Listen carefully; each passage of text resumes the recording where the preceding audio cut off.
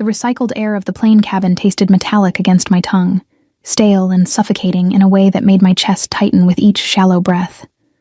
I pressed my forehead against the cool oval window, watching the tarmac crew below scurry like ants as passengers shuffled past me down the narrow aisle. The fabric of the middle seat scratched against my bare arm, cheap, worn thin from thousands of bodies that had occupied this exact spot before me.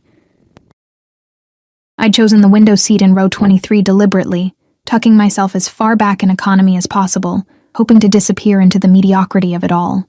My fingers traced the frayed edge of my daughter's hospital bracelet still wrapped around my wrist, the plastic yellowed and cracked from 3 years of constant wear. Mia. Her name was printed there in smudged blue ink, a ghost of the baby I'd held for 6 precious hours before the fever took her. The grief counselor said I should remove it, that holding on to physical reminders prevented healing. But how do you heal from a wound that goes bone deep? How do you stop being a mother just because your child no longer breathes? The boarding process dragged on with excruciating slowness. A businessman wedged an oversized carry-on into the overhead compartment above me, his expensive cologne, something with notes of leather and cedar, briefly masking the airplane smell. I caught a glimpse of his Rolex as he struggled with the bag, the gold glinting under the harsh cabin lights. My own wrist bore only Mia's bracelet and the pale line where my wedding ring used to sit before I'd pawned it to pay for her funeral. I was nobody. Invisible. Just another tired woman in a wrinkled clearance rack blouse, flying back to a city that held nothing but memories of failure. That's when I heard it. The crying started as a whimper, thin and reedy, somewhere toward the front of the plane. Within seconds, it escalated into full-throated wails that pierced through the ambient noise of settling passengers and clicking seatbelts. My body responded before my mind could catch up. My arms ached with phantom weight. My breasts tingled with the memory of milk that had dried up years ago. And my heart performed that peculiar twist that only mothers understand. The woman in the aisle seat beside me grimaced. Great. A screamer. This is going to be a fun flight. I didn't respond. I was too busy watching the commotion unfold 6 rows ahead in first class. Through the gap between seats, I could see fragments, a flash of a navy suit that probably cost more than my car, the rigid set of broad shoulders, the way other passengers instinctively shifted away from the man holding the screaming infant. Even from this distance, even with my limited view, I could sense something dangerous radiating from him.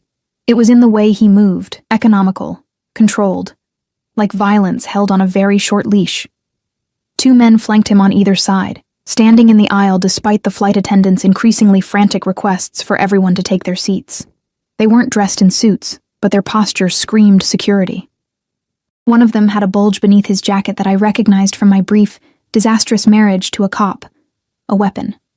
On a plane. The baby's cries intensified, raw and desperate in a way that bypassed my rational mind and went straight to some primal place. I knew that sound. That wasn't hunger or a dirty diaper. That was pain or fear, or the existential terror of an infant who needed comfort and couldn't find it. The man, the father I assumed, tried to adjust the baby in his arms, but his movements were stiff, uncertain. He held the child like a businessman holding a package that might explode. All awkward angles and barely contained frustration. The baby, wrapped in what looked like a designer blanket, screamed louder. A flight attendant approached, her practiced smile wavering. "Sir, we need to prepare for takeoff. If you could just... I'm trying." His voice cut through the chaos, low and cold enough to make the attendant step back. It wasn't loud, but it carried. Authority, menace, the kind of voice that expected immediate obedience. The baby disagreed with a fresh wave of shrieks. 3 rows up, an older woman stood and approached them. "Let me help. I've raised 5 children, I can..." One of the security men blocked her path with a single step. "Sit down, ma'am." "But the baby needs..." "Sit down." The woman retreated, red-faced and muttering.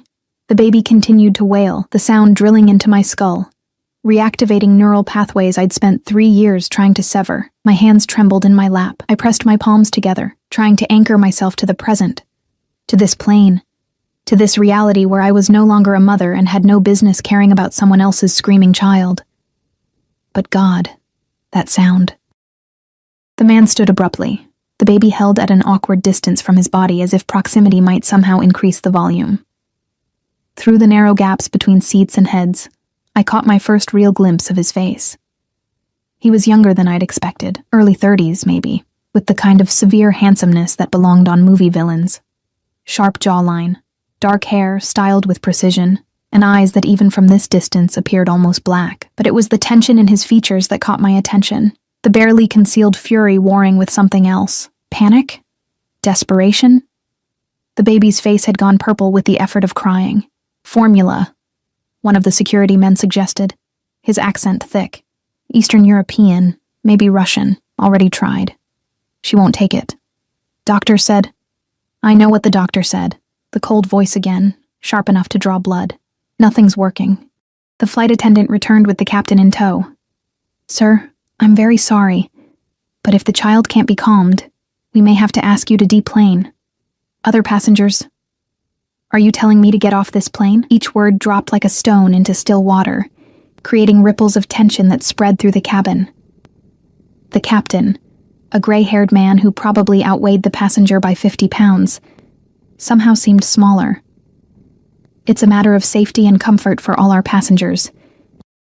Perhaps you could take some time, get the baby settled, and catch a later flight. This flight. We're on this flight, sir. Do you know who I am?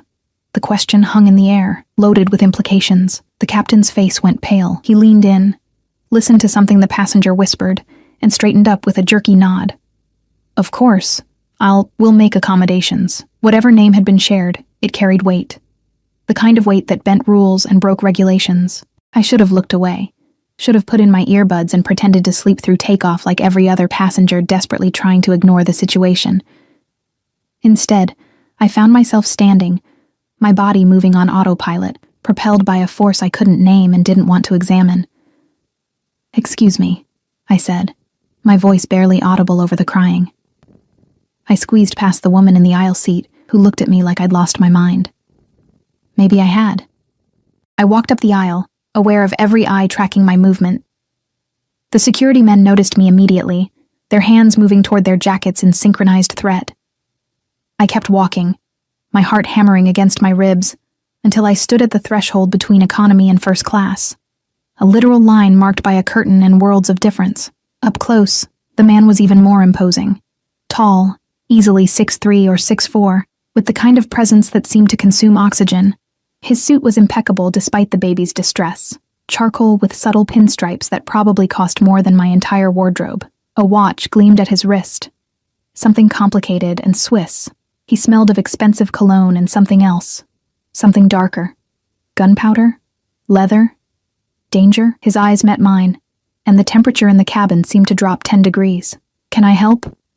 The words tumbled out before I could stop them. With the baby, I might be able to help. One of the security men moved to intercept me, but the man raised a hand. Just barely, the gesture almost imperceptible, and the guard froze. You're a nanny? His gaze raked over me, cataloging my cheap clothes, my tired face, my complete lack of professional polish. No, what was I? A mother with empty arms? A woman with nothing left to lose? I'm a mother. I know babies. She won't stop crying. I can hear that. No one can calm her. Frustration cracked through his carefully controlled exterior. I've tried everything. Formula, rocking, walking. The doctor cleared her for flying. Nothing's wrong with her. She just won't stop. The baby's cries had shifted pitch, becoming hoarse and desperate. My arms literally ached with the need to reach out. May I? I extended my hands, trying to keep them steady. He stared at me for a long moment, those dark eyes searching for something. Threats? Hidden agendas?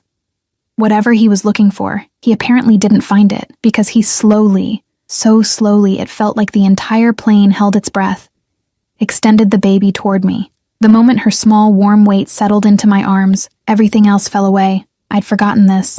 The specific heft of an infant, the way they molded against your body, the heat they generated. This baby girl, maybe 5 or 6 months old, was dressed in an outfit that probably cost more than my plane ticket, her dark hair damp with sweat from crying. She hiccuped, her face still red and tear-streaked, looking up at me with eyes the same haunting dark shade as her father's. Hey, sweet girl, I whispered, automatically adjusting her position to support her head, tucking her against my chest in a hold my body remembered even if my mind had tried to forget. "Hey, it's okay. You're okay." I started to sway, a gentle rocking motion that came from some deep, instinctive place. My hand moved in slow circles on her back, and I hummed. Not a song exactly, just a low, rhythmic sound that Mia used to love. The baby's cries stuttered, then softened. I felt every person in first class watching us, but my entire focus narrowed to the child in my arms. I adjusted her angle slightly, noticed how she'd been held too rigidly before, kept too far from a body she needed to feel safe. Babies needed contact, warmth, the steady rhythm of another heartbeat. I pressed her closer, continuing the sway and hum, pouring 3 years of unused maternal instinct into this stranger's child. Her crying dissolved into whimpers, then hiccuping breaths, then, finally, silence. The change in atmosphere was immediate. Passengers released collective sighs of relief. The flight attendant's rigid posture softened. But I barely noticed any of it because I was staring down at this baby girl who'd stopped crying in my arms, whose tiny fist had wrapped around my finger with surprising strength, whose eyes were drifting closed with the weight of exhaustion. When I finally looked up, I found the man staring at me with an expression I couldn't quite read. Not gratitude. At least not primarily. Something more complex, more dangerous. His jaw was tight, a muscle ticking beneath the skin, and his hands had curled into fists at his sides. "How did you do that?" His voice was barely above a whisper, but it carried an edge that made my skin prickle. She just needed to be held properly. Babies need... I know what babies need. The temperature dropped again. "Who are you?" "Nobody. I'm nobody. I just wanted to help." "Your name?" It wasn't a request. I swallowed hard, suddenly aware of how exposed I was, standing in first class with this man's baby in my arms, surrounded by his security team, trapped between the cockpit and my seat rows away. Emma Carter." He nodded once, sharply, as if filing away the information. Then he reached out, and for a moment I thought he was going to take the baby back. Instead, his fingers wrapped around my wrist, not painful, but inescapable, and he looked down at Mia's hospital bracelet. His thumb traced the edge of the plastic, and when his eyes met mine again, something had shifted in them. Recognition? Understanding? It was gone too quickly to identify. "Take your seat, Miss Carter. The baby will be fine now. Sit down." But he didn't take the child from my arms. Instead, he gestured to one of his guards, who immediately moved to the cockpit to speak with the captain. The other guard produced a phone and stepped away. Speaking in rapid, quiet Russian, I stood frozen, the baby's warm weight in my arms, Mia's bracelet tight around my wrist where this stranger's fingers had just been. "Sir?" The flight attendant approached cautiously. "We really need everyone seated for takeoff." "She stays." He pointed at the empty first-class seat across the aisle from his. "Move her things up here." "I'm sorry, but seat assignments. Now." The flight attendant fled. I tried to process what was happening. "I can't sit in first class. My ticket is for..." "Your ticket is for wherever I say it's for." He finally took the baby from my arms, and I felt the loss like a physical ache. "Sit down, Miss Carter. You're going to tell me everything about yourself. And then you're going to explain to me why you're the only person on this plane who could calm my daughter." The baby, already drowsy in my arms, didn't cry when he took her back. She simply settled against his chest with a soft sigh, apparently satisfied now that whatever she'd needed had been given. I should have refused, should have insisted on returning to my own seat, to my own row, to my own invisible existence. Instead, I sank into the leather first-class seat, butter soft and obscenely comfortable, and watched as a security guard brought my battered carry-on from economy. The man settled into his seat across the aisle, the baby cradled more confidently now in his arms. He'd learned something from watching me, I realized, had memorized the exact position, the angle, the way I'd supported her head. As the plane began to taxi, he turned to look at me, and the intensity of his gaze made my mouth go dry. "I don't believe in coincidences, Miss Carter," he said softly, dangerously. "So either you're going to tell me who sent you, or you're going to convince me that stumbling into my life was nothing more than extraordinarily bad luck." The baby slept peacefully against his chest as the plane lifted into the sky, carrying us all toward a destination that suddenly felt much more uncertain than the city I'd been fleeing. The plane leveled off at cruising altitude, and my stomach did that peculiar swoop that had nothing to do with the ascent. Across the narrow aisle, the man, I still didn't know his name, watched me with the focused intensity of a predator deciding whether I was prey or threat. The baby slept soundly against his chest now, her small fist curled into the fabric of his expensive suit, oblivious to the tension crackling between us. I'm waiting. His voice was calm, almost conversational, which somehow made it more menacing than if he'd shouted. I gripped the armrest, feeling the supple leather beneath my fingertips, such a stark contrast to the worn fabric of economy. I already told you, nobody sent me. I heard your daughter crying and I acted on impulse. He tilted his head slightly, studying me like I was a puzzle he couldn't quite solve. Women don't typically approach me on impulse, Miss Carter. They're usually too smart for that. Maybe I'm not that smart. Something flickered across his face.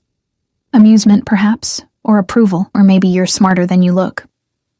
His gaze dropped to my clothes again, that deliberate assessment that made me feel simultaneously exposed and invisible. Those shoes. Payless? Target?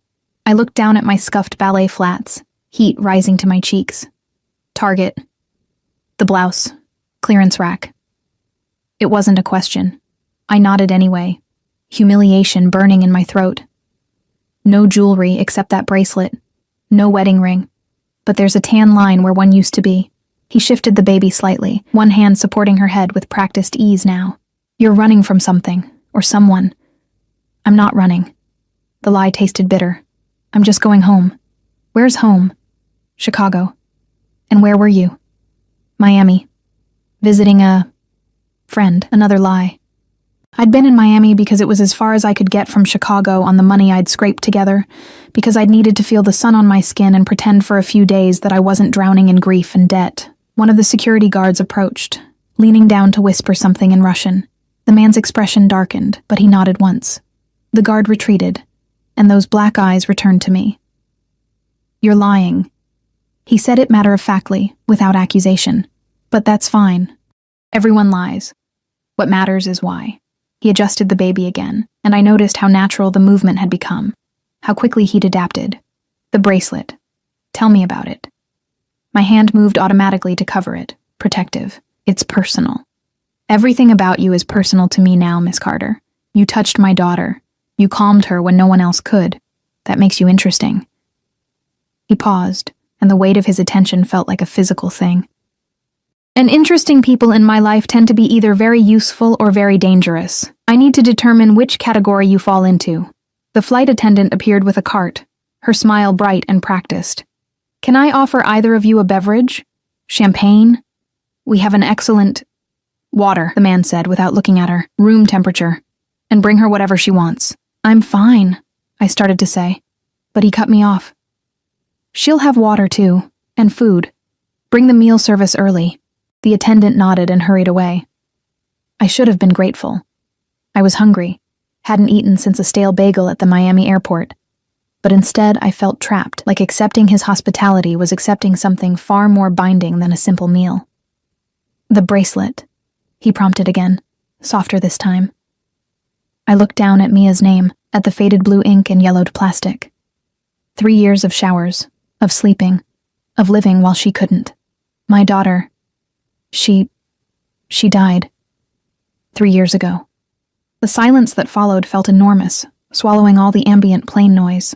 When I finally worked up the courage to look at him, his expression had shifted into something I couldn't quite read. Not pity, thank God, not pity. Something else. Recognition, maybe. How old? 6 hours. My voice cracked. She lived for 6 hours. He looked down at the sleeping baby in his arms, his jaw tight. I'm sorry. Don't be. You didn't know her. No. But I understand what it means to lose someone. His thumb stroked gentle circles on his daughter's back, a gesture that seemed unconscious. This is Natasha. She's 5 months old. Her mother died giving birth to her. The confession hung between us, raw and unexpected. I didn't know what to say, what words could possibly bridge the gap between our respective griefs. That's why... I gestured vaguely toward the baby. You're learning how to be her father. I'm doing a shit job of it. The profanity sounded strange in his controlled voice, like a crack in perfectly smooth glass. I have 6 people on staff who are supposed to help. Nannies, nurses, specialists. All of them were unavailable for this trip. So it's just me and Victor and Dimitri. He nodded toward the 2 security guards positioned at either end of first class. And none of us know what the fuck we're doing with a baby. Why did you have to travel with her? Couldn't you have... No. The word came out sharp, final. She goes where I go, always. There was a story there, something dark and complicated, but before I could process it, the flight attendant returned with our waters and 2 elaborate meal trays that looked nothing like the sad sandwich I'd planned to eat in economy. Thank you. I took the water, grateful for something to do with my hands. He didn't touch his tray. Instead, he watched me take a tentative sip, then another. You're afraid of me. It wasn't a question, but I answered anyway. Should I be? Yes. No hesitation. Most people are. Because of who you are? Because of what I am.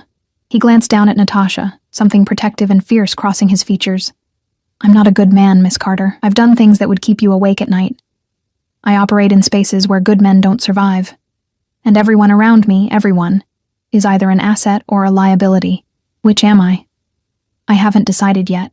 The honesty was somehow more frightening than any threat. I set down my water with a shaking hand. I should go back to my seat. No.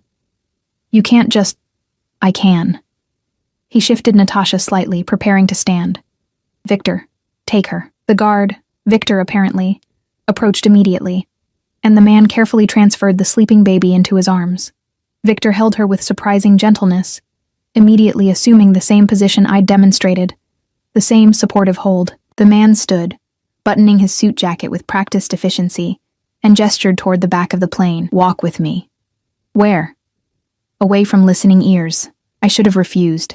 Every instinct screamed at me to stay in my seat, surrounded by witnesses, by the illusion of safety. Instead, I found myself standing, following him past the curtain dividing first class from economy into the narrow galley area where flight attendants prepared meals and drinks. He closed the curtain behind us, creating a pocket of privacy in the cramped space. We stood inches apart, close enough that I could smell his cologne.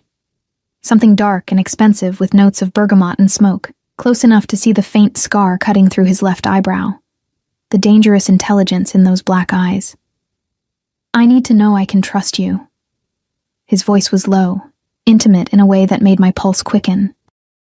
My daughter responded to you in a way she hasn't responded to anyone else. That means something.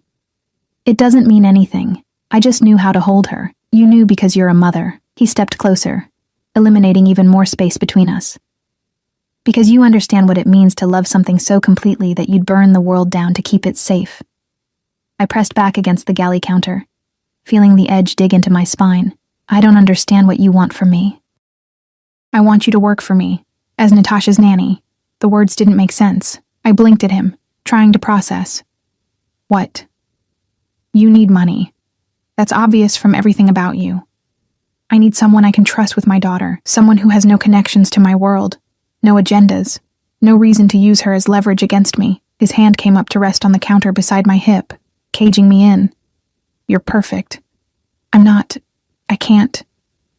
My thoughts scattered like startled birds. You don't know anything about me. I could be anyone. I could be dangerous. You're not dangerous. His certainty was absolute. Dangerous people don't wear their pain so openly. They don't risk themselves for a stranger's crying baby. His gaze dropped to Mia's bracelet again. You're just broken. And broken people can be trusted because they understand what's at stake. This is insane. Probably. He didn't move away. But insanity is offering a stranger a job on a plane. Insanity is letting someone I don't know touch the most important thing in my life. And yet here we are. The plane hit a patch of turbulence, and I gripped the counter to steady myself. His other hand came up to brace against the wall behind me, completely surrounding me now with his body. Not threatening. Not exactly. But overwhelming in a way that made it hard to breathe. I have a life in Chicago, I managed to say. A job. An apartment. What job? I hesitated. Waitress. At a diner. You're a waitress who can afford a last-minute flight to Miami? He'd caught the inconsistency. I looked away, unable to hold his gaze. I had some money saved up. I needed to get away. From? Nothing. Everything. I don't know. The truth spilled out before I could stop it. I was drowning. In Chicago, everywhere I look, I see her. The hospital where she died. The apartment where I brought all the baby things I never got to use. The cemetery where I visit every week even though I know she's not really there. Tears burned behind my eyes. I thought if I could just get away, just breathe different air for a few days, maybe I could figure out how to keep living. His expression softened almost imperceptibly. And did you? Figure it out? No. Then come work for me. His voice was persuasive, dangerous, offering solutions that couldn't possibly be as simple as he made them sound. Leave Chicago. Leave all those ghosts behind. Start over in New York. New York? That's where I'm based. I have a house in Manhattan, another in the Hamptons. Natasha needs someone who understands her, who can give her what I can't. He paused, and something vulnerable flickered across his face. She deserves better than a father who doesn't know how to comfort her when she cries. You'll learn. You're already learning. Not fast enough. His hand moved from the counter to my wrist, his fingers warm against my skin, bracketing me as bracelet. I'm offering you a way out, Miss Carter. A generous salary, housing, a purpose. All you have to do is take care of my daughter. I don't even know your name. A smile ghosted across his lips, sharp and without humor. That's probably for the best. If I'm going to work for you, and I'm not saying I will, I need to know who you are. He studied me for a long moment, weighing something. Then, with the air of someone making a decision he might regret, he said, Nikolai Volkov. The name meant nothing to me, which apparently showed on my face because his smile widened fractionally. You really aren't from my world, are you? Should I know that name? If you spent any time in certain circles? Yes. He released my wrist but didn't step back. But your ignorance is actually refreshing. It means you're exactly what you appear to be. A woman with nothing to lose and everything to run from. I'm not running. Everyone's running from something, Emma. The use of my first name sent a shiver down my spine. The only question is whether you're running toward something better or just toward another version of the same pain. Before I could respond, Victor appeared at the curtain, Natasha beginning to fuss in his arms. Nikolai immediately straightened, his entire demeanor shifting back into that cold, controlled authority. She's waking up, Victor said, his accent thick, and she's not happy. Nikolai took his daughter, and sure enough, her face was scrunching up, preparing for another crying session. He looked at me, and for the first time since this surreal conversation began, I saw something almost like helplessness in his eyes. Please, he said quietly. That single word, so at odds with everything else about him, broke through my resistance. I reached out, taking Natasha into my arms, and immediately began the gentle sway and hum that had worked before. She settled almost instantly, her tiny hand wrapping around my finger. 60,000 a year, Nikolai said, watching us. Plus room and board, health insurance, and a clothing allowance because you'll need to look presentable at certain events. I gaped at him. That's non-negotiable. You'll live in my house, in the nanny's quarters. You'll be available whenever Natasha needs you, which will be often. You'll travel with us when necessary, and you'll sign an NDA about everything you see and hear in my home. An NDA? My business requires discretion. The temperature in his voice dropped. There will be things you witness that you won't understand and shouldn't ask about. There will be people who come to my home that you should never speak to. Can you do that? Every rational part of my brain screamed that this was dangerous, that I should refuse, that men who needed NDAs and traveled with armed security were exactly the kind of men I should run from. But Natasha was warm in my arms, alive and breathing, and needing someone to care about her, and I was so tired of being empty. I need to think about it, I heard myself say. You have, until we land. Nikolai gestured back toward our seats. 2 hours to decide whether you're brave enough to accept my offer or smart enough to refuse it. As I walked back to my seat with Natasha in my arms, I couldn't shake the feeling that my decision had already been made the moment I stood up to help a crying baby that wasn't mine. I just wasn't sure yet if that made me brave or foolish. Bloco 3. The landing gear touched down at JFK with a jolt that woke Natasha, but she didn't cry this time. She simply blinked up at me with those dark, knowing eyes, so much like her father's, and made a small, contented sound before nestling back against my chest. I'd spent the last 2 hours of the flight holding her, feeling the steady rhythm of her breathing, and trying to convince myself that accepting Nikolai's offer was anything other than insanity. I'd failed at the convincing part. Well? Nikolai stood in the aisle as the plane taxied toward the gate, buttoning his suit jacket with those precise, controlled movements that seemed to characterize everything about him. What's your answer? My mouth was dry. If I say yes? When you say yes. If I say yes, I continued, meeting his gaze with more courage than I felt. I need guarantees. I need to know I can leave if this doesn't work out. I need references, a contract, something that proves this is legitimate and not what? His head tilted slightly, dangerously curious. Not a trap? Not something sinister? He reached down, gently taking Natasha from my arms. She went willingly, already growing comfortable with the transfer between us. Emma, if I wanted to hurt you, I wouldn't need to offer you a job first. I could simply take you. The casual way he said it made my blood run cold. But I won't, he continued, reading my expression. Because you're useful to me exactly as you are, whole, willing, and entirely devoted to keeping my daughter safe and happy. He adjusted Natasha against his shoulder. You'll have a contract by tomorrow morning.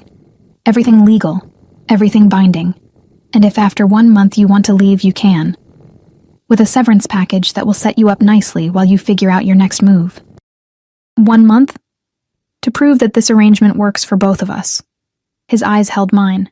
After that, we'll renegotiate terms, possibly extend them to something more permanent. The way he said permanent sent a shiver down my spine. The plane came to a complete stop, and immediately the cabin erupted into the usual chaos of deplaning passengers.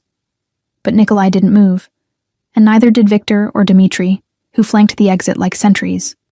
We waited while everyone else filed out, economy passengers casting curious, envious glances at those of us in first class, until the cabin was empty, except for our strange little group. Let's go. Nikolai strode toward the exit without looking back, clearly expecting me to follow. I grabbed my battered carry-on and hurried after him, emerging into the jet bridge where a flight attendant waited with a stroller.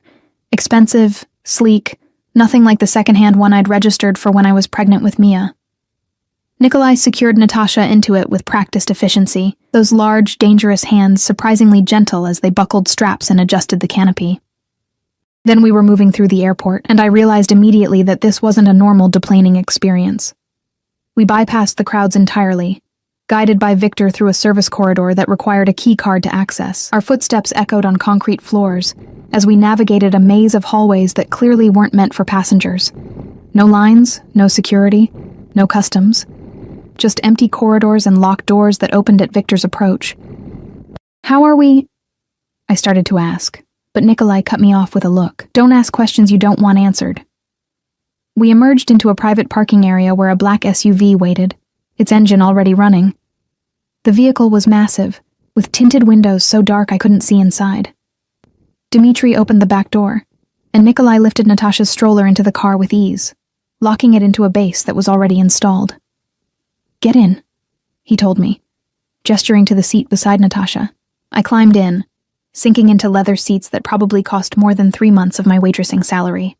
The interior smelled new, expensive, with that particular scent of luxury vehicles. Nikolai slid in beside me, close enough that his thigh pressed against mine in the confined space. Victor took the front passenger seat while Dmitri drove. And then we were moving, pulling out of the private area and onto roads that led away from the airport. Through the tinted windows, I watched New York City approach, the skyline emerging like jagged teeth against the evening sky. I'd never been to New York before. In all my 32 years, I'd barely left Illinois except for that desperate flight to Miami. Now I was being driven into Manhattan in a vehicle that probably had armor plating, sitting beside a man whose name I'd Googled during the flight and found almost nothing about. That absence of information was more terrifying than anything I might have discovered. You're quiet, Nikolai observed, his voice low enough that it didn't disturb Natasha, who'd fallen asleep again. I'm processing. Processing what? The fact that I just agreed to upend my entire life for a stranger.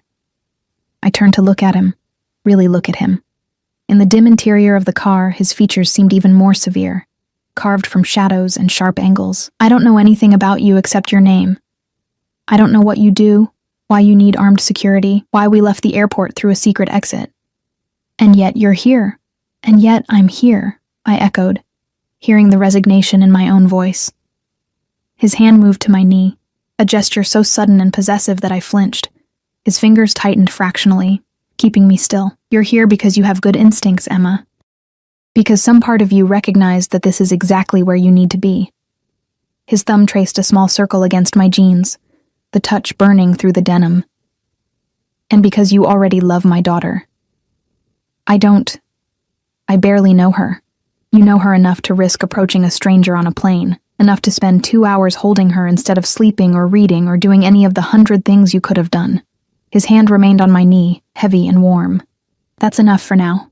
The car turned onto Fifth Avenue, and I pressed my face to the window, watching the city lights blur past. We drove through neighborhoods I recognized only from movies and TV shows, places I'd never imagined I'd actually see, let alone live in. Finally, we pulled up to a building that made my jaw drop. It was one of those pre-war apartment buildings that occupied an entire block, all elegant limestone and Art Deco details. A doorman in a crisp uniform stood beneath a green awning, and he moved immediately to open our car door, greeting Nikolai with a respectful nod that spoke of familiarity and fear. Welcome home, Mr. Volkov. Thank you, James. Nikolai exited the car with fluid grace, then reached back to unlatch Natasha's stroller. This is Emma Carter.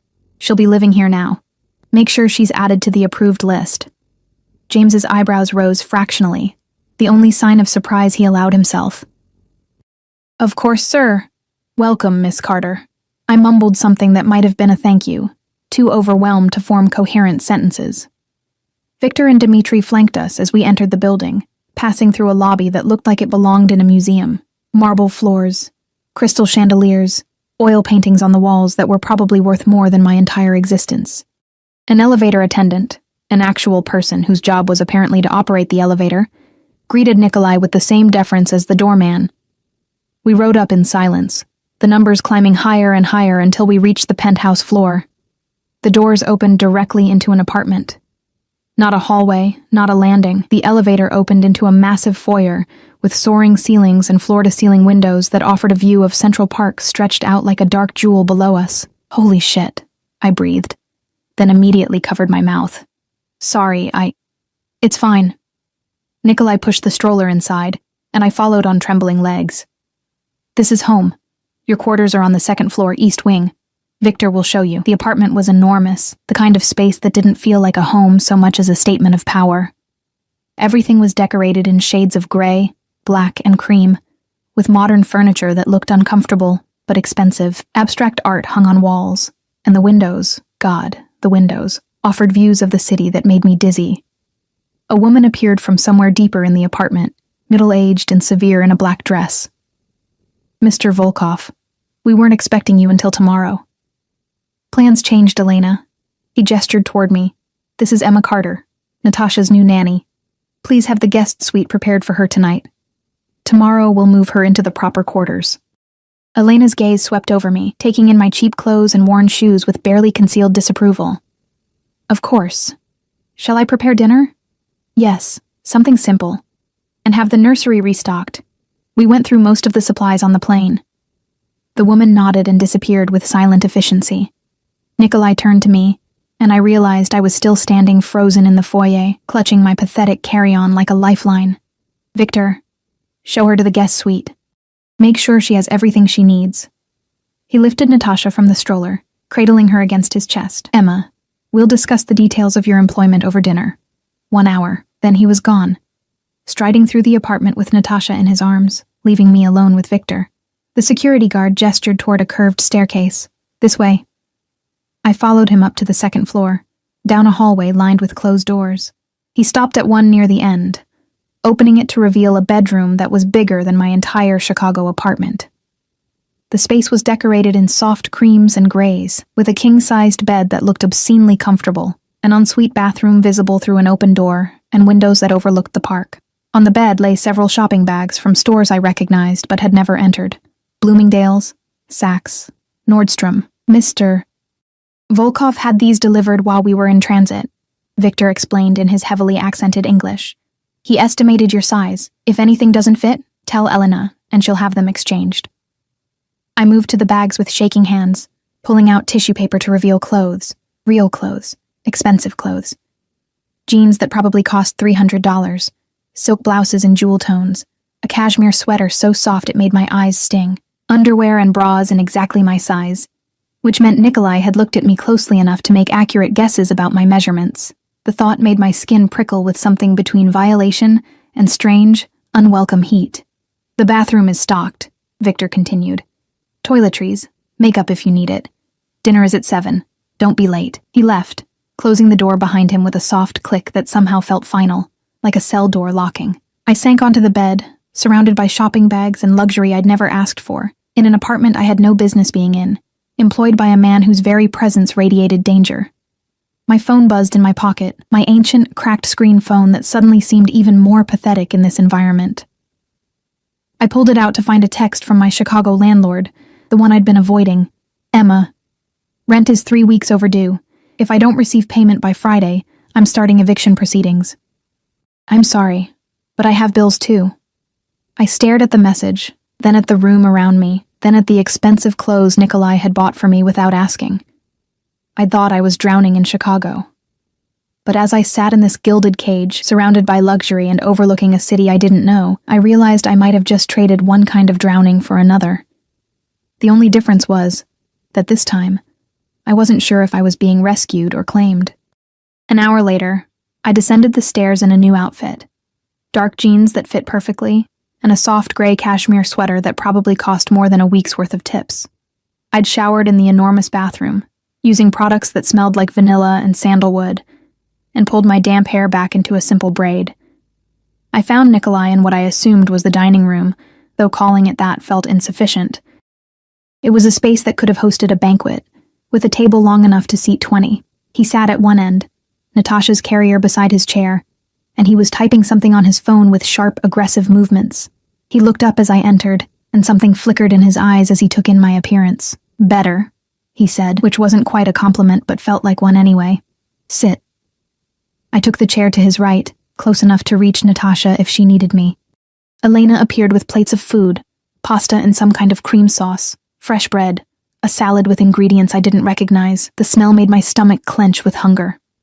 Eat, Nikolai commanded, watching me. You're too thin. I'm fine. You're not fine. You look like you haven't had a decent meal in weeks. He cut into his own pasta with precise movements. That changes now. While you work for me, you'll be healthy. Natasha needs someone who has the strength to care for her properly. I wanted to argue, to assert some kind of independence, but he wasn't wrong. I had been skipping meals, rationing my food budget to keep my head barely above water. I picked up my fork and took a bite, and the flavors exploded on my tongue, rich, complex, perfectly seasoned. We ate in silence for several minutes before Nikolai spoke again. The contract will be ready tomorrow morning. My lawyer is drawing it up now. He set down his fork, giving me his complete attention, but there are some things you need to understand that won't be in the contract. Rules that are non-negotiable. Okay. First, Natasha's safety is paramount. If I tell you to do something regarding her security, you do it immediately without question. That includes evacuating, hiding, or following instructions from Victor or Dmitri. A chill ran down my spine. Why would we need to evacuate? Let's hope you never find out. His expression was unreadable. Second, you don't discuss me, my business, or anything you see in this house with anyone outside of it. No friends, no family, no casual conversations with strangers. Nothing. The NDA? The NDA is a legal document. This is survival. He leaned forward slightly. There are people who would love to know details about my private life, about Natasha, about any vulnerability I might have. You represent a vulnerability now, Emma. Which means you need to be protected. Protected from what? From people like me, but with fewer principles. He picked up his wine glass. I hadn't even noticed Elena pouring it, and took a measured sip. Third rule. When we're in public together, you follow my lead. If I introduce you as Natasha's nanny, that's all you are. If I tell you to stay close, you stay close. If I tell you to leave, you leave. You make it sound like I'm in danger. You are. His bluntness was staggering. "The moment you accepted this position, you became part of my world. And my world is dangerous, Emma, but I promise you this. No one will touch you while you're under my protection. No one will hurt you, threaten you, or make you afraid." His eyes held mine, dark and intense. "You're mine now, and I protect what's mine." The possessiveness in his voice should have terrified me. Instead, it made something warm and dangerous unfurl in my chest. "I'm not yours," I said softly. "I work for you." "That's not the same thing, isn't it?" He smiled, sharp and predatory. "We'll see." Natasha chose that moment to wake with a soft cry, and I immediately moved to unbuckle her from the carrier. She was hungry. I could tell from the particular quality of her fussing, and I looked at Nikolai questioningly. "There are bottles in the kitchen. I'll show you." He led me through the apartment to a kitchen that belonged in a restaurant, all stainless steel and expensive appliances. He opened a refrigerator stocked with pre-made bottles, pulling one out and testing its temperature with practiced efficiency. "I had a service deliver these," he explained. "Formula, bottles, everything. But you'll need to order whatever else she needs. Elena can help you figure out the logistics." I took the bottle and settled into a chair in the adjacent breakfast nook, positioning Natasha in my arms. She latched on immediately, her dark eyes fixed on my face as she drank. Nikolai leaned against the counter, watching us with an expression I couldn't quite read. "She trusts you," he said quietly. "She's never trusted anyone like that before. Not even me. She will. She just needs time." "I don't have time." The confession came out rough, almost vulnerable. "I have enemies, Emma. People who would love to use her against me. Every day she's small like this, helpless, is a day she's at risk. I need her to be safe, to be strong, to have someone who loves her enough to protect her when I can't. You're her father. You'll always protect her. I'm not invincible." He pushed away from the counter, moving to stand beside us. His hand came down to rest on my shoulder. Heavy, possessive, burning through the cashmere. "But together, maybe we can keep her safe. Maybe we can give her something better than what either of us had." I looked up at him, at the harsh planes of his face softened slightly in the kitchen light, and realized with dawning horror that I was already in too deep. I'd walked into his trap willingly, and the cage door had closed so softly I hadn't even heard the lock click into place. The first 3 days in Nikolai's penthouse passed in a blur of adjustment and growing unease. I settled into a routine with Natasha, feeding her every 3 hours, learning the specific rhythm of her needs, the way her face scrunched before she cried, the soft cooing sounds she made when content. She was an easy baby, despite that first chaotic encounter on the plane, and I found myself falling for her with a completeness that terrified me. Every time I held her, I felt Mia's ghost receding slightly, as if my daughter was giving me permission to love again. But it wasn't just Natasha who occupied my thoughts. Nikolai was everywhere and nowhere, a presence that dominated the apartment even when he wasn't physically in it. He left for work before dawn. I never heard him go, but his coffee cup would be in the sink, evidence of his passage. He returned at unpredictable hours, sometimes for lunch, sometimes not until late evening when Natasha was already asleep. But when he was home, his attention was absolute. He'd find me in the nursery or the living room, wherever I'd settled with Natasha, and he'd watch. Just watch, with those dark, unreadable eyes, as I changed diapers or sang lullabies or played peekaboo. Then he'd step forward, hands extended, and I'd transfer his daughter to him. The transformation was remarkable. The cold, dangerous man who commanded fear melted into something softer when he held Natasha. Not soft exactly. Nikolai would never be soft, but gentler. Present. He'd talk to her in Russian, words I didn't understand, but that sounded like endearments, like promises. And she'd gaze up at him with complete trust. This tiny person who had no idea her father was a man other people feared. On the 4th day, Elena knocked on my door at 7 a.m. "Mr. Volkov requests your presence in his study," she said, her tone making it clear this wasn't actually a request. I'd been dressed for only 20 minutes, still adjusting to the new clothes that hung in my closet, an entire wardrobe that had appeared overnight, organized by color and function. I wore dark jeans and a cream silk blouse that felt like water against my skin, and I'd started taking more care with my appearance. Not for Nikolai, I told myself, just because these clothes demanded respect. The study was on the 1st floor, down a hallway I hadn't explored yet. I knocked softly on the heavy wooden door. "Come in." Nikolai sat behind a massive desk, his laptop open in front of him, multiple monitors displaying information I couldn't decipher from the doorway. He wore a white dress shirt with the sleeves rolled up, revealing forearms marked with scars I'd noticed before but never asked about. His hair was slightly disheveled, as if he'd been running his hands through it. "Sit." He gestured to one of the leather chairs facing his desk. I sat, folding my hands in my lap to keep them from trembling. He closed the laptop and gave me his full attention. "You've been here 4 days. How are you adjusting?" "Fine.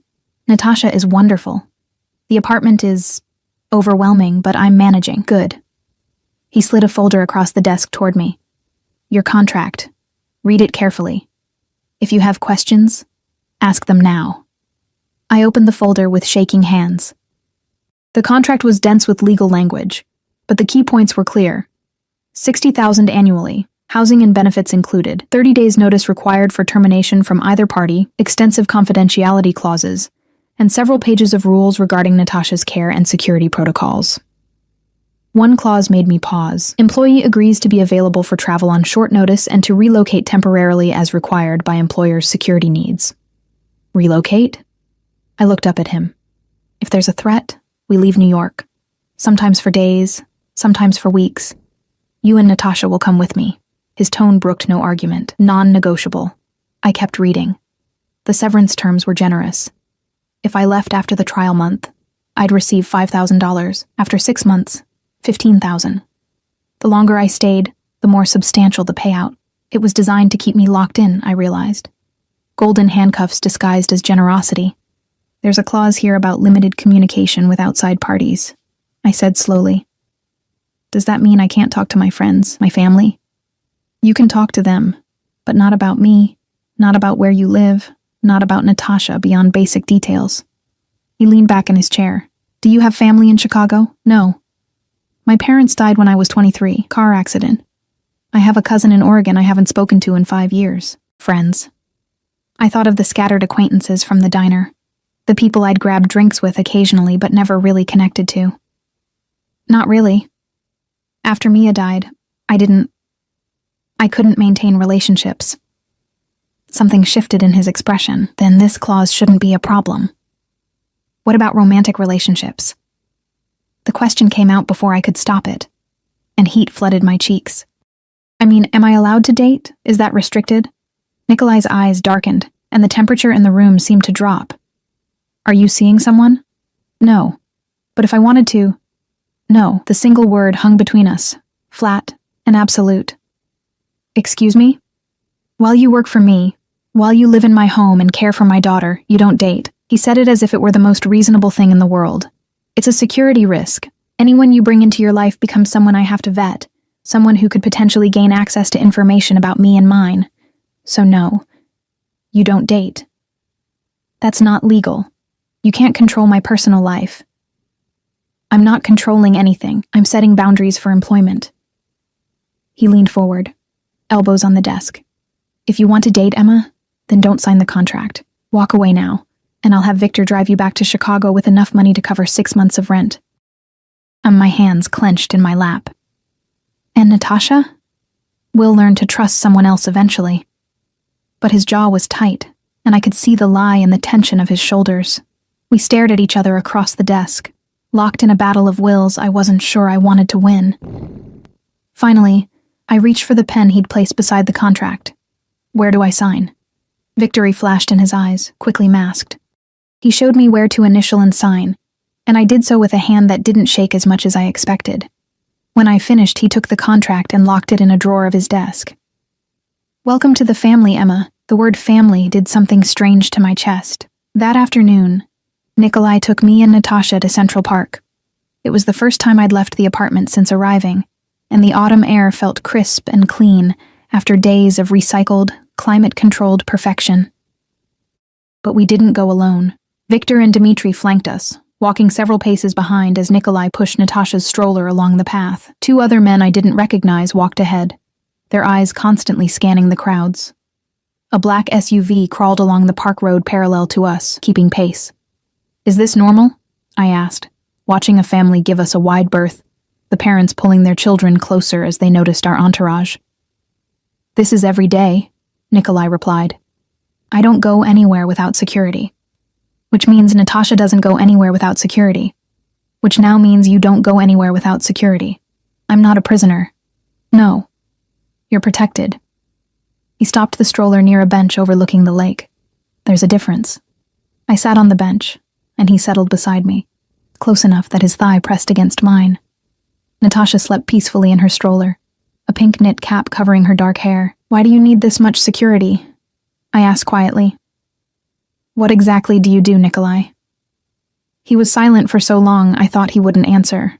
Then, "I facilitate business transactions that require discretion. I move money for people who prefer to operate outside traditional banking systems. I provide protection for clients who need it, and solutions for problems that can't be solved legally. You're a criminal. I'm a businessman who operates in gray areas." He turned to look at me. "Does that frighten you?" "Yes." "Good. Fear keeps you cautious. Cautious keeps you alive." His hand found my knee again, that possessive touch I was starting to recognize. "But I've never hurt someone who didn't deserve it, Emma. I have rules, codes I don't break. And the most important one is this: family is sacred. Natasha is sacred. And now, by extension, so are you." "I'm not your family. I'm your employee." "Are you?" His thumb traced circles against my jeans. "You live in my home. You care for my daughter. You eat at my table and sleep under my roof. That sounds like family to me." Before I could respond, one of the advanced security men approached quickly, speaking to Nikolai in rapid Russian. Nikolai's entire demeanor changed. Shoulders tensing, jaw tightening, eyes going cold and flat. "What is it?" I asked. "Nothing you need to worry about." He stood, already pulling out his phone. "Victor, take them back to the apartment. Now." "What's happening?" "Emma." He gripped my chin, forcing me to meet his eyes. "Go home. Stay there. Don't leave until I tell you it's safe." Then he was gone, striding toward one of the waiting cars with Dmitri and another guard. The SUV peeled away before the door was fully closed. Victor moved to the stroller. "Come, we go." "Is he in danger?" "Mr. Volkov is always in danger. Is why he has us." Victor's expression was grim, but today, maybe more than usual, we must go. The trip back to the apartment was tense and quick. Victor took a different route than we'd used before, and I noticed him speaking constantly into an earpiece, coordinating with someone. When we arrived, he swept through the apartment before allowing me to enter with Natasha. "Lock doors. Don't open for anyone except me, Dmitri, or Mr. Volkov. Understand?" "Victor, what's going on?" "Just precaution." But his hand rested on the weapon at his hip. "You have my number. Call if anything strange. Anything at all." Then I was alone with Natasha, listening to the locks engage, wondering what kind of world I'd entered where a walk in the park could end with armed guards and evacuation protocols. Nikolai didn't come home that night. Or the next. Elena assured me everything was fine, that this was normal, that Mr. Volkov often had business that kept him away.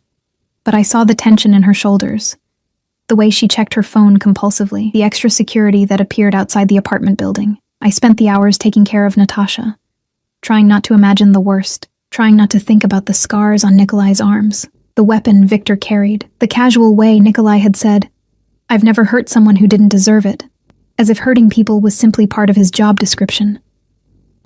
On the third night, I was up at 2 a.m. with Natasha when I heard the elevator. My heart jumped into my throat.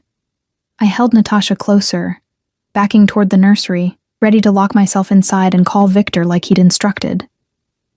Then Nikolai appeared in the doorway.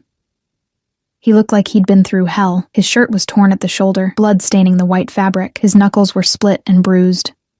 A cut above his eyebrow had been hastily closed with butterfly bandages.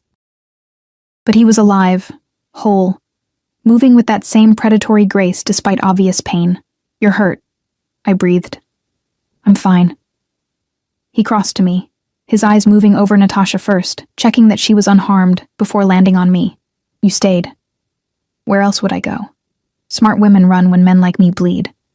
His hand cupped my face, thumb brushing my cheekbone. "Are you smart, Emma?" "Apparently not." Something fierce and possessive flared in his eyes. He leaned down, and for a heart-stopping moment I thought he was going to kiss me. Instead, His lips brushed my forehead, tender and claiming all at once. "Mine," he whispered against my skin. "You're mine now. Do you understand? I should have pulled away, should have demanded answers, should have asserted my independence, should have remembered that I was his employee and nothing more. Instead, I stood frozen with his daughter in my arms and his blood on my silk blouse, and whispered back, yes." The weeks that followed Nikolai's bloody return blurred together in a rhythm that felt both dangerous and inevitable. I stopped questioning the armed guards who appeared and disappeared, stopped flinching when Nikolai came home with new bruises or cuts that Elena would tend to with practiced efficiency. I learned to read the tension in his shoulders, to know when business had gone well or poorly by the way he held Natasha. And Natasha thrived. She smiled now, real, genuine smiles that lit up her entire face. She laughed when I made silly faces, reached for me when she was tired, and had started to show the first signs of trying to roll over. Watching her grow, being part of her daily miracles, filled some of the emptiness that Mia's death had carved into my soul. But it was Nikolai who consumed my thoughts in the quiet moments. He'd started joining us for breakfast, appearing in the kitchen in tailored suits that probably cost more than a car, sitting across from me while I fed Natasha her morning bottle. He'd ask about her night, about any changes in her routine, and his eyes would linger on me in ways that made my skin warm and my pulse quicken. The line between employer and something else had blurred so gradually, I hadn't noticed it disappearing until it was already gone. It was a Tuesday morning, 6 weeks after I'd signed the contract, when everything changed. I was in the nursery, changing Natasha's diaper and singing softly to her, when I heard raised voices from downstairs. Nikolai's voice, cold and lethal, and another man's, unfamiliar, accented differently than Victor or Dmitri. "You don't understand what you're asking." "I understand perfectly," Nikolai's voice cut like a blade.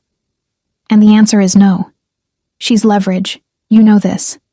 Give her to us, and we forget the shipment." The sound of impact, flesh on flesh, followed by a heavy thud. My hands froze on Natasha's onesie. Leverage. They were talking about someone as leverage. My mind raced through possibilities, each more terrifying than the last. "Get out of my home," Nikolai snarled, "and tell Dimitrov that if he sends another messenger, I'll send back a body." Footsteps. The elevator. Then silence. I finished dressing Natasha with shaking hands, then lifted her into my arms and moved to the nursery door. I shouldn't eavesdrop. I should stay out of Nikolai's business like the contract stipulated. But fear overrode caution. I crept to the top of the stairs, holding Natasha close, and peered down. Nikolai stood in the foyer, his hand pressed against the wall, head bowed. His knuckles were bleeding again. He'd hit the messenger, clearly. Victor stood nearby, speaking in low, urgent Russian. "We need to move them," Victor said, switching to English. "If Dimitrov knows about the girl, he doesn't know about Emma." Nikolai's voice was rough. "He's fishing, trying to find weaknesses. She is weakness. The baby is weakness. You know this.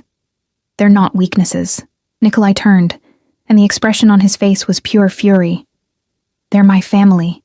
And I don't negotiate with my family's safety." Victor fell silent, and I watched as Nikolai composed himself, smoothing his hair back, straightening his jacket. When he finally looked up, his eyes found me immediately. "How much did you hear?" There was no point in lying. "Enough." He climbed the stairs with predatory grace, and I backed up instinctively, still holding Natasha. He stopped inches away, close enough that I could smell the copper scent of blood on his hands and the familiar cologne beneath it. "We need to talk." His gaze dropped to Natasha, something soft and vulnerable crossing his features. "But first, let me hold my daughter." I transferred Natasha into his arms, watching as he cradled her against his chest, pressing his face to her dark hair.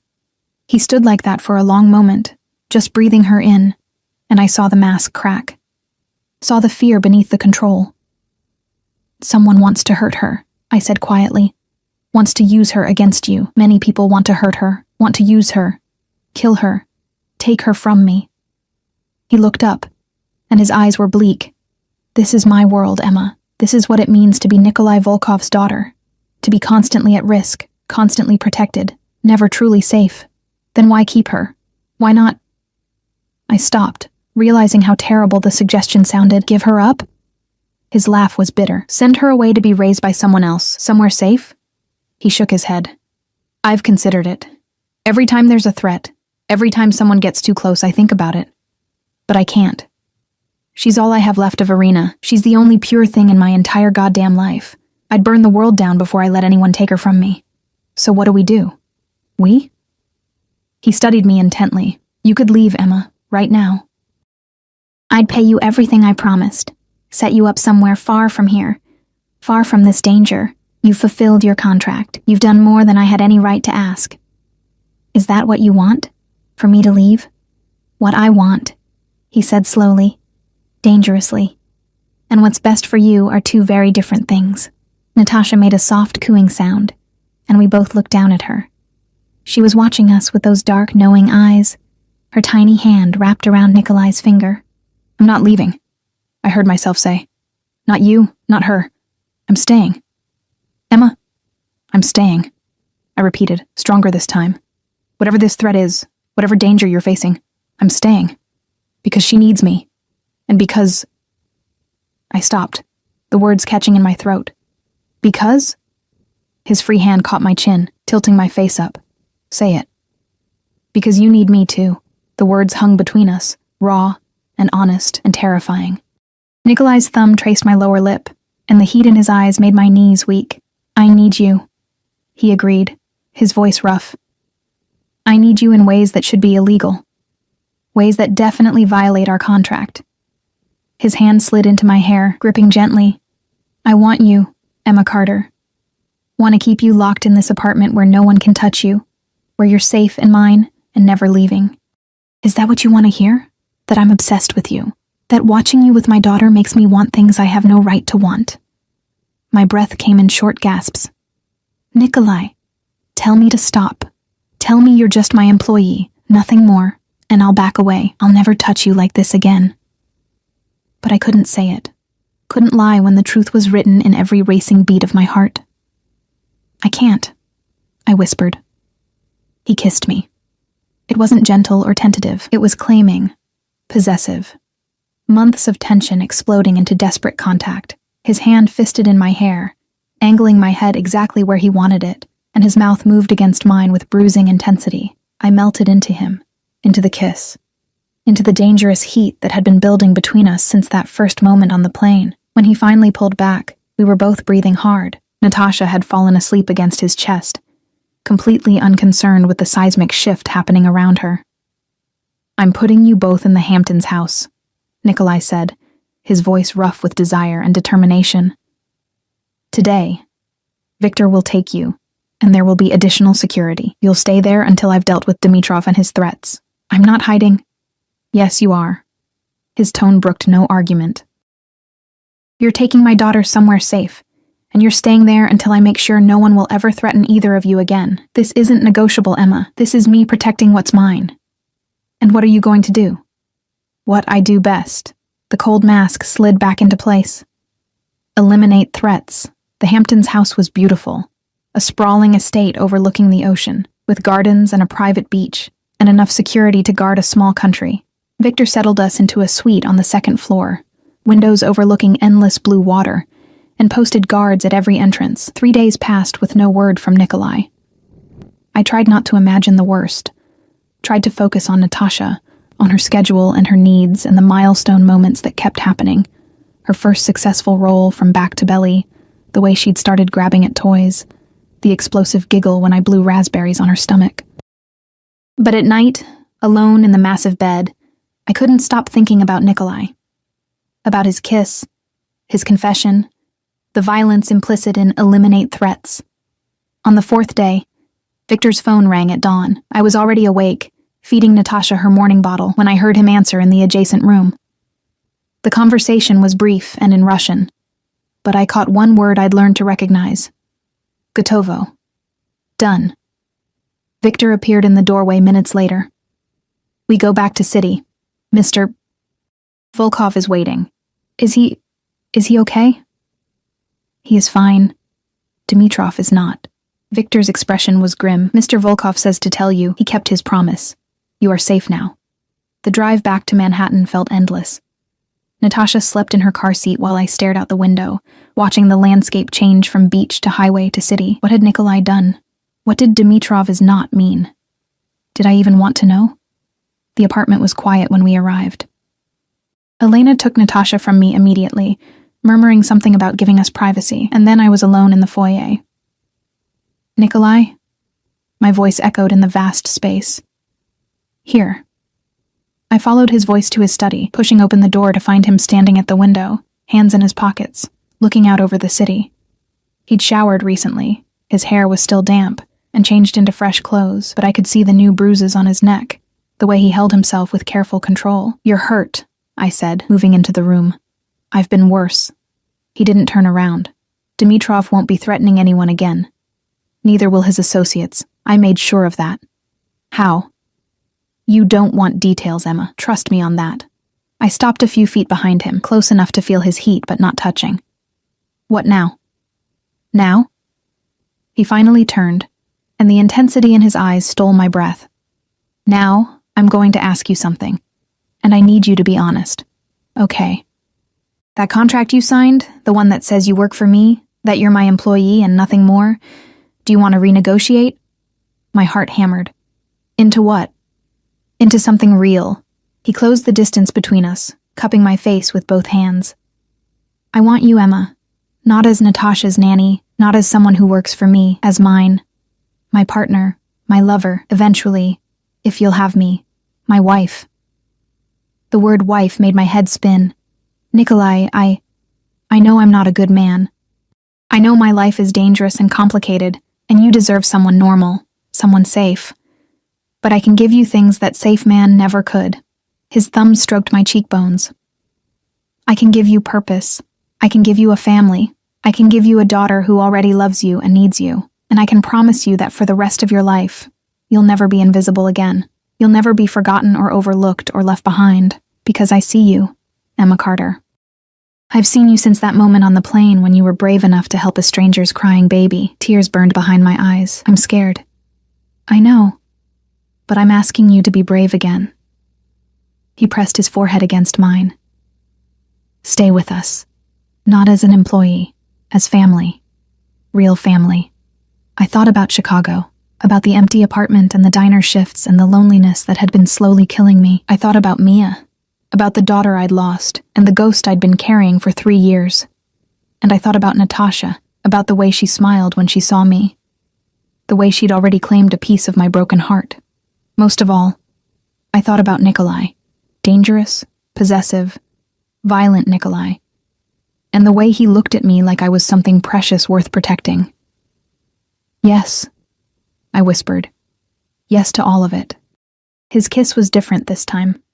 Still possessive, still claiming, but tender too, like he was sealing a promise, binding us together in ways that went beyond contracts or employment. When we finally broke apart, he pulled a small velvet box from his pocket. I bought this 3 weeks ago, he admitted. I've been carrying it around, waiting for the right moment, waiting to be sure you wouldn't run. Inside the box was a ring, emerald-cut diamond, simple and elegant, and absolutely perfect. This is insane, I said, even as he slid it onto my finger. We barely know each other. It's only been 6 weeks. I knew after 6 hours on a plane. He kissed my knuckles, right above the ring. I knew when you calmed my daughter with nothing but instinct and love. When you looked at me without fear even when you should have been terrified. When you stayed even after you saw my blood and understood what I am. What are you? I asked softly. Yours. He pulled me close, and I rested my head against his chest, hearing the steady beat of his heart.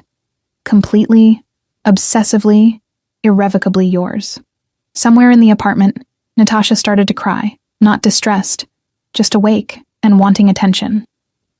We both smiled at the sound, and Nikolai took my hand, lacing our fingers together. Come on, he said. Our daughter needs us. Our daughter. The words settled into my chest, warm and right and healing. We found Natasha in the nursery with Elena, who took one look at the ring on my finger and broke into a rare smile. Congratulations, she said warmly, handing Natasha to me.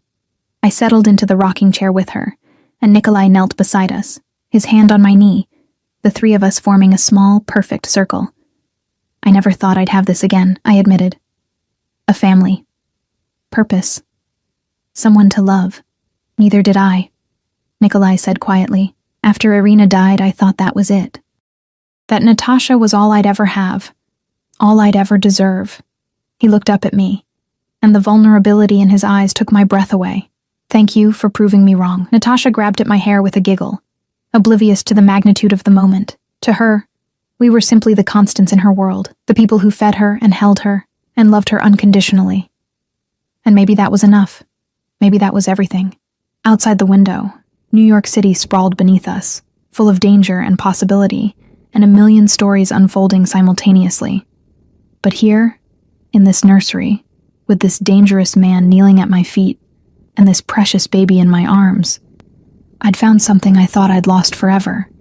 I'd found home. 3 years ago, I'd lost a daughter, and thought I'd never recover. 6 weeks ago, I'd boarded a plane running from my grief, convinced I was broken beyond repair. Now, I was exactly where I needed to be, claimed by a man who saw me when I'd been invisible, loved by a child who wasn't mine by blood, but was mine in every way that mattered. The future would be complicated, dangerous.